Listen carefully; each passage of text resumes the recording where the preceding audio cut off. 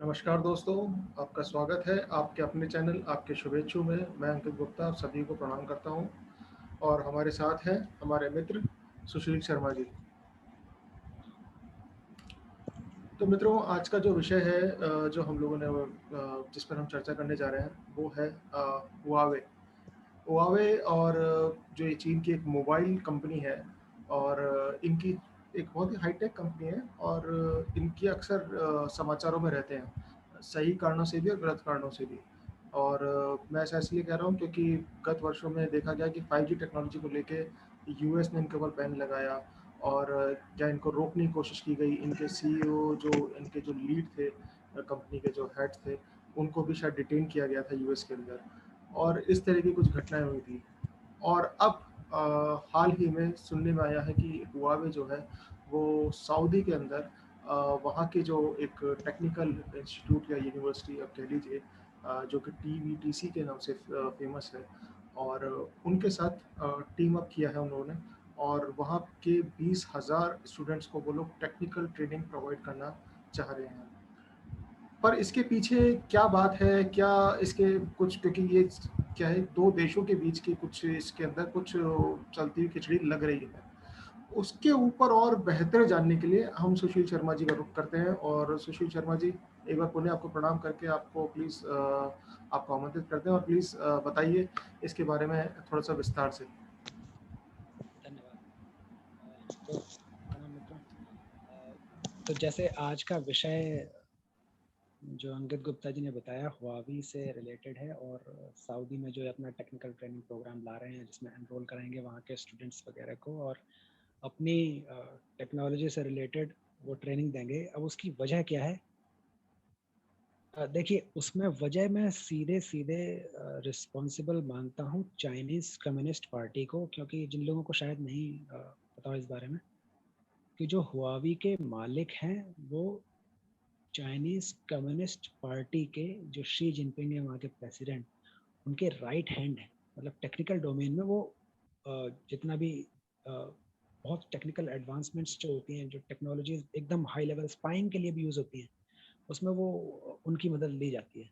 तो वो इतने ऊंचे ओहदे के आदमी हैं। अब उसमें एक ड्रॉबैक ये भी हुआ, उनकी करीबी जब शी जिनपिंग से नज़र आई दुनिया को, तो भाई ड्रॉबैक भी होने हैं। और ड्रॉबैक क्या होने हैं कि अगर गवर्नमेंट के करीब कोई आदमी ऐसा पाया जाता है तो जाहिर सी बात एक शक के दायरे में आ जाता है कि यानी ये कुछ घालमेल है जो यूएस ने पकड़ा।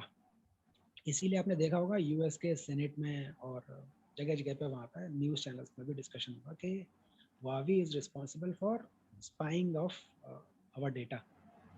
तो वहाँ से तो अपना बोरिया बिस्तर खत्म। अच्छा, वहाँ यूएस में क्या है, वहाँ बोरिया बिस्तर समाप्त होना मतलब ये है कि आपका दुनिया में किरकिरी हो जाना। क्योंकि यूएस एक अपने आप में ही बहुत, आप जानते हैं, दर्शक भी जानते ही होंगे, एक बहुत बड़ा बेस है। तो वहाँ से जब किरकिरी हो ली, अब हुआवी ने यूरोप में इसका भी, यूरोप में भी एक अच्छा मार्केट शेयर है इसका। और जिनको शायद नहीं नॉलेज हो इस चीज़ की, हुआवी हमेशा ही टॉप 10 इनोवेटिव टेक्नोलॉजीज के लिस्ट में हमेशा रहा है। Globally top 10 innovative technologies. तो इस ओहदे की कंपनी रही है ये। लेकिन क्योंकि शी जिनपिंग से करीबी, तो ये इनके साथ इश्यूज आए। अब यूरोप में स्वीडन, एरिक्सन एक कंपनी है, मुझे उम्मीद है सभी ने सुना ही होगा, सारे दर्शकों ने। एरिक्सन जो है वो स्वीडन की कंपनी है। अब जब यूरोप में 5G अपना टेक्नोलॉजीज रोल आउट करनी है वगैरह वगैरह, अपने टेंडर्स निकलते हैं, तो यूरोप में भी इसका संकट आ गया हुआवी पे। तो स्वीडन का कोर्ट है, उसने वहाँ की एक स्वीडन सिक्योरिटी सर्विस है जो सापो करके है, वो स्वीडिश में कुछ उसका नाम है। उसने कोर्ट को बताया कि ये देश की सिक्योरिटी के लिए खतरा है। कोर्ट ने उसकी स्टेटमेंट ली और हुआवी को बैन कर दिया। यानी स्वीडन में और जो भी देश स्वीडन के एलाय हैं, वहाँ पे ये अपना टेक्नोलॉजी रोल आउट नहीं कर पाएगी हुआवी। यानी यूएस से तो गए, यूरोप से भी कई जगह बिस्तरा इनका समेट दिया गया है। अब इनके पास बचा क्या? Middle east. अब मिडल ईस्ट क्यों बचा है? क्योंकि मिडल ईस्ट में क्या है, अपना तेल के दम पे जो रईस लोग हैं वहाँ पे, वो पैसा फेंकते हैं और कुछ भी बना देते हैं, बुर्ज खलीफा, ये रोड, वहाँ समंदर पे, वगैरह वगैरह। तो 2030 अगर दर्शकों को याद हो, हमने पुराने अपने वीडियो में डिस्कस किया था कि सऊदी ला रहा है 2030 विजन डॉक्यूमेंट। उसी विजन डॉक्यूमेंट के चलते जो वहाँ पे डिजिटल इकोनॉमी खड़ी होगी, उस डिजिटल इकोनॉमी का सहारा लेकर ये हुआवी वहाँ पे जा रहा है और अपना टेक्निकल एंड जो भी वोकेशनल कॉरपोरेशन है वहाँ पे, जो उसके साथ स्टूडेंट्स के साथ अपना टेक्निकल ट्रेनिंग चालू कर। ये इसका मतलब बैकग्राउंड है। तो प्रभु, अब हमारे दर्शक ये ज़रूर जानना चाहेंगे कि इसके अंदर अब चाइना की क्या मंशा है। ठीक है, हुआवे का जो धंधा है वो अमेरिका से, यूरोप से सिमट रहा है, और मिडिल ईस्ट में उनको अगर वहाँ पे अगर कंट्रोल लेके भी क्या कर लेंगे, क्योंकि मिडिल ईस्ट जब तक काम का था, जब तक वहाँ पे तेल था, और अब तेल की कोई ऐसी बात नहीं रहेगी, क्योंकि चाइना के अंदर खुद जो है वो 40% व्हीकल जो है इलेक्ट्रिक पर हो गए हैं, और उससे वो धीरे धीरे वो बढ़ता जा रहा है और वो इलेक्ट्रिक पे होता जा रहा है सब कुछ। तो अब तेल की जो है वो वैल्यू वो रही नहीं है। इनफैक्ट सऊदी खुद ही अब जब विजन 2030 के तहत तेल को छोड़ के और टेक्नोलॉजी और दूसरे टूरिज्म और इन चीज़ों में जा रहा है, घुसने की कोशिश कर रहा है, अपनी लिबरलाइजेशन की तरफ घुसने की कोशिश कर रहा है। तो इन सब को देखते हुए फिर चाइना वहाँ पे अगर कंट्रोल ले भी लेगा तो उसको क्या फ़ायदा है? ये बहुत बड़ा क्वेश्चन है। देखिए, इसमें शॉर्ट में अगर मैं कहना चाहूँ, तेल का खेल खत्म तो है निश्चित ही, लेकिन अभी फिर भी यूनाइटेड नेशंस में अगर आप देखें करीब 200 देश हैं, देश उससे भी थोड़े ज़्यादा हैं, लेकिन 200 आप मान लीजिए। 200 देशों में केवल कुछ ही बड़ी इकोनॉमीज हैं जो एग्रेसिवली इलेक्ट्रिक व्हीकल्स पे आ रही हैं। बहुत से, मतलब लगभग सारे देश सिवाय उन बड़ी इकोनॉमीज और self dependent kind of technologies they have, तो वो अपने यहाँ इलेक्ट्रिक व्हीकल्स ला रहे हैं वगैरह वगैरह। उनको आप छोड़ दीजिए, तेल की मतलब अभी खपत है, बहुत है, और कम से कम 10 साल तक तो बहुत ज़्यादा है, मतलब ऐसे ही रहने वाली है लगभग, आप ये मान लीजिए। तो उसमें होगा क्या कि जो 10 साल मिल रहे हैं, ये एक अच्छे खासे रोड मैप का बेस होता है। जैसे आपने सुना भी होगा 5 ईयर प्लान, 10 ईयर प्लान। अब सऊदी का भी विजन 2030, क्यों? क्योंकि 10 साल, तो 10 साल एक अच्छा बेस हो जाता है। अब उसमें ये शुरू में ही सेंध क्यों मारना चाह रहा है चाइना? मैं सीधे चाइना इसलिए कहूँगा क्योंकि मैंने जैसे बताया, शी जिनपिंग के अपना राइट हैंड है ये, जो ऑनर सही है। बात, सही बात। तो चाइना सेंध क्यों मारना चाह रहा है? क्योंकि अगर देखिए टेक्नोलॉजी के मामले में, मान लीजिए ओलंपिक्स का, मैं इसी के साथ एक एनालॉजी देता हूँ। ओलंपिक्स में ही चाइना यूएस के बाद सबसे ज़्यादा गोल्ड मेडल्स या मतलब मेडल्स ले जाता है। तो अब अगर चाइनीज एथलीट्स को ही बाकी डेवलप्ड कंट्रीज या ओलंपिक अथॉरिटी जो है, इंटरनेशनल ओलंपिक अथॉरिटी, वही अपना बैन करने लग जाए, ये बैन वो बैन वगैरह वगैरह, तो चाइना का रसूख खत्म हो जाएगा। बिल्कुल उसी तरह से चाइना ने जो दुनिया भर में टेक्नोलॉजी से रिलेटेड अपना रसूख बनाया है ना, वो रसूख हुआवी उसमें सबसे ऊपर ओहदा रखता है। अगर हुआवी की इज्जत मतलब मट्टी पलीत होती है, आप ये लगा लीजिए, तो चाइना के पास टेक्नोलॉजी के नाम पे हुआवी से बढ़िया कुछ भी नहीं है। और भी हैं उसके अपने, वन प्लस है, वो काफ़ी मशहूर है, बहुत मशहूर ब्रांड है, लेकिन मैं उस रेंज का बता रहा हूँ कि हुआवी के कंपटीशन में कोई भी कंपनी नहीं है। दुनिया की टॉप 10 इनोवेटिव टेक्नोलॉजीज, यानी टेक्नोलॉजी में भी जो नई नई एडवांसमेंट्स आ रही हैं, जो एकदम अलग ही लेवल की हैं, उनमें हुआवी लाता था। उस लेवल की कंपनी की मट्टी पलीत हो रही है। तो चाइना, ये लगा लीजिए आप, इनडायरेक्टली फुल फोर्स लगा देगा कि टेक्नोलॉजी के मामले में एटलीस्ट हुआवी को वो बेस पकड़ाया जाए, जहाँ भी बच रहा है कम से कम वहाँ तो पकड़ाया ही जाए, जिससे उसका एक जो टेक्नोलॉजी के मामले में रसूख है वो बना रहे। अदरवाइज तो मुश्किल है। इंडिया से बैन है, यूरोप से अपना समेट रहा है, यूएस में बैन है, तो चाइना का फिर मार्केट शेयर बचा कहाँ?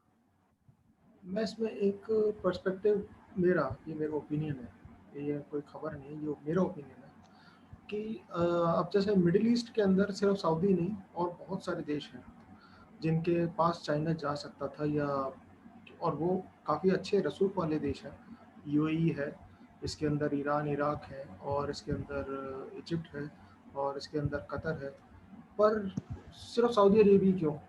मेरे समझ की जो बात है वो ये है, क्योंकि अभी भी जो मुस्लिम वर्ल्ड है, या यूँ कहिए जो अरब खाड़ी है और अरब देश जो है ये, उनके ऊपर अभी भी जो सरगना बना हुआ है, जो जिसे कहना जिसका एक हाथ है इन सब के ऊपर, वो अभी तक तो सऊदी अरेबिया का है।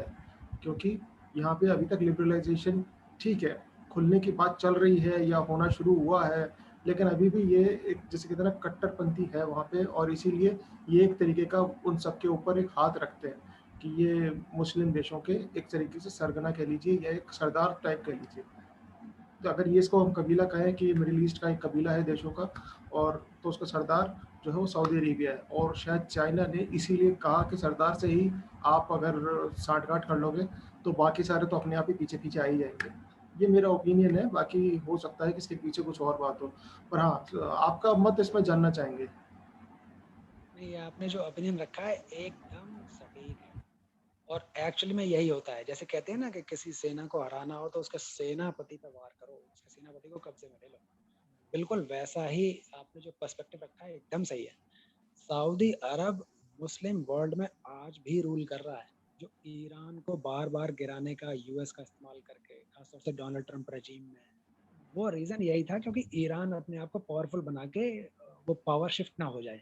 हालांकि मुश्किल था, लेकिन फिर भी अगर वो थोड़ा सा भी उभरे, कुछ ना कुछ करके गिरा दो। तो सऊदी अरब आज भी अनडाउटेडली मुस्लिम वर्ल्ड में एक लीडर के तौर पर प्रोजेक्टेड है। तो जैसे चाइना एफर्ट्स डाल रहा है, और भी देश डालते हैं सऊदी में अपना कुछ भी लाने के लिए वगैरह वगैरह। तो सऊदी अरब में जाने का चाइना का यही था नजरिया कि इसको अपना करो कब्जे में, इसको अपना प्लान समझाओ, तो बाकी अरब देश जो हैं वो भी अपना इंटरेस्ट दिखाएंगे। लेकिन यूएई का इसमें थोड़ा सा अलग है, थोड़ा सा अलग है, उसका लीनिंग इंडिया की तरफ ज़्यादा है। तो यूएई का मैं कुछ कह नहीं सकता अभी, कुछ पक्की बात नहीं है कि चाइना उसे रिझा पाएगा या नहीं। मैं अपने दोस्तों को एक बात और बताना चाहता हूँ कि ताली एक हाथ से नहीं बजती है, ताली दोनों हाथों से बजती है। ऐसा नहीं है कि चाइना चालू है तो सामने वाला गधा है। सऊदी अरब का भी इंटरेस्ट है इसके अंदर, और इस इंटरेस्ट को मैं एक दूसरी खबर के तहत मैं आप लोगों के सामने लाना चाह रहा हूँ कि अब तक लगभग जो समझ लीजिए 2018-19 तक, अब तक जो सबसे बड़ा बायर था आर्म्स एंड एम्यूनिशन, मतलब असला बारूद और ये जितने भी हाईटेक वीपन्स वगैरह जो होते हैं, वो उसका भारत था सबसे बड़ा बायर पूरी दुनिया का। और पिछले 1-2 सालों के अंदर ये परिवर्तन देखा गया है और सबसे बड़ा बायर हो गया है सऊदी अरब। तो आप समझ सकते हैं कि सऊदी अरब जो है वो अपने आप को कितना और किस कदर और किस हद तक कितने डेस्परेटली अपने आप को बदलना चाहते हैं हम लोग, कि वो मतलब कहाँ अभी आप टॉप 3 में भी नहीं हो, टॉप 5 में भी नहीं हो, और अचानक से आप टॉप बायर बन जाते हो, और इतने महंगी चीज़ों के, क्योंकि वीपन्स जो है वो सस्ते नहीं आते, बहुत महंगे आते हैं। और यूएस का ऑफ कोर्स तरक्की के पीछे बहुत बड़ा कारण है, ऐसी वीपन्स का मैन्युफैक्चरर है वो। चाइना ने अपनी इकोनॉमी खड़ी करी है कपड़े बेच के, हर तरह का खिलौना, गुड्डा, गुड़िया सब बेच के, हर एक छोटी-छोटी और बड़ी से बड़ी चीज़ बेच रहे हैं। पर फिर भी आर्म नेशंस के अंदर जो है आज भी, जिसकी कहते हैं ना जो लीडिंग जो सेलर है या जो लीडिंग मैन्युफैक्चरर है वो यूएस है। इसके पीछे इसके बाद स्वीडन, इज़राइल, रशिया, फ्रांस ये लोग भी आते हैं, और काफ़ी बड़ी तादाद में ये बनाते हैं और बेचते हैं। पर हाँ, यूएस ने क्योंकि सेकंड वर्ल्ड वॉर के बाद से ही इस चीज़ में अपना दबदबा कायम किया था जो आज तक कायम है। खैर ये एक थोड़ा-सा ऑफ द टॉपिक था, लेकिन समव्हाट लिंक्ड, कुछ थोड़ा बहुत इससे लिंक था, क्योंकि सऊदी अरब की इसमें जो भूमिका थी, ये हुआवे क्यों आ रहा है सऊदी अरब, और सऊदी अरब क्यों उनको उस सब चीज़ को, भई उसने अगर प्रपोज़ल भेजा भी है तो उन्होंने प्रपोज़ल एक्सेप्ट किया है, तो कोई कारण है उस सब के पीछे, और वो कारण हम लोगों ने आज डिस्कस किया है। प्रभु आप कुछ और इसके अंदर ऐड करना चाहें, कुछ और बताना चाहें? नहीं, almost everything we have covered. लेकिन ये ठीक है कि सऊदी अरब क्योंकि मिडिल ईस्ट की एक मजबूत इकोनॉमी है, तो हर कोई रिझाना भी चाहेगा और वो मजबूत इकोनॉमी अपने आप को दिखाना भी चाहेगा। तो कुल मिला के बस अच्छा लगा। तो चलिए दोस्तों, आज की जो डिस्कशन था, आज की जो चर्चा थी, वो हम यहीं समाप्त करते हैं, और सुशील शर्मा जी का धन्यवाद करते हैं, और आप आई होप कि आप लोगों को इसमें कुछ सीखने मिला होगा, कुछ नई जानकारियाँ मिली होंगी, और साथ ही साथ आप हमें इस हमारे चैनल को लाइक कीजिए, शेयर कीजिए, सब्सक्राइब कीजिए, और कमेंट सेक्शन में बताइए कि आप और क्या चीज़ देखना चाहेंगे, क्या चीज़ सुनना चाहेंगे। मैं अंकित गुप्ता आप सभी को प्रणाम करता हूँ और इजाज़त चाहते हैं। धन्यवाद। जय हिंद, जय श्री जय राम। भारत।